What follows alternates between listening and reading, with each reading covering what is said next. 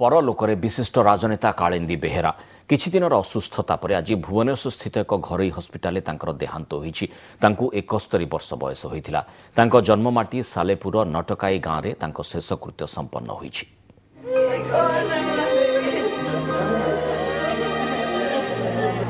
शेष यात्रा बीजेडी उपसभापति तथा पूर्वतन मंत्री कालिंदी बेहेरा भुवनेश्वर स्थित एक घरोई हस्पिटाल रे आज सकाळ 7:30 तांकर देहांत होई जायछि। से सेप्टिसेमिया रे आक्रांत होई चिकित्सित हेउथिले। शेष दर्शन पाई तांको भुवनेश्वर स्थित बासभवन ने पहुंचीथिले विशिष्ट व्यक्ति। मुख्यमंत्री समेत विभिन्न राजनीतिक दलर नेता, दलीय कर्मी और समर्थक तांकु श्रद्धांजलि जणाइथिले।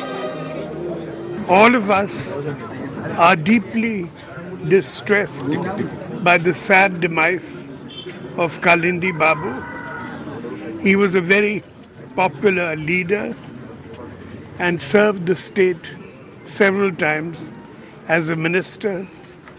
He was a close associate of Biju Babu.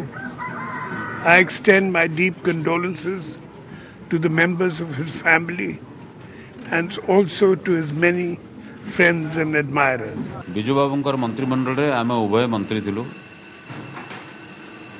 उभय मिसिगिरी काम करिछु। से एकाधारे जने साहित्यिक थिले, राजनीतिज्ञ थिले, समाजसेवी थिले। तांकर व्यक्तित्व आमायिक मनीष भलिया जने से मनीष थिले। तांकर मृत्यु रे राज्यवासी निश्चित भाव में दुखित। गोटे अपूरणीय क्षत ओडिशावासी जनसाधारण से विधानसभा अति सुंदर भाव में उपस्थापना करुले। मोर व्यक्तिगत रूप से वरिष्ठ बड़ भाई भागी आमको मार्गदर्शन करुले। जत परमपिता परमात्मा पाखे प्रार्थना करुचे को शक्ति देवाई ए प्रकार अभावनीय परिस्थिति रे धैर्य धरिकी घर को चले परिवार को चले नापी।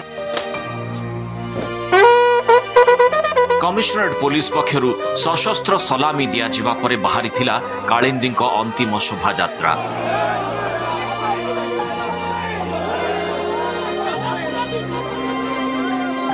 बीजेडी मुख्यालय को नियाजिबा परे मृतदेह को निया जाइथिला तांको जन्मभूमि सालेपुर नटकाई गाँ को। सेपटे विधानसभा रे आगत होइथिला शोक प्रस्ताव। सदस्य माने गृह रे नीरव प्रार्थना करिथिले। भुवनेश्वर अरिंदम दास रिपोर्ट ओटीवी।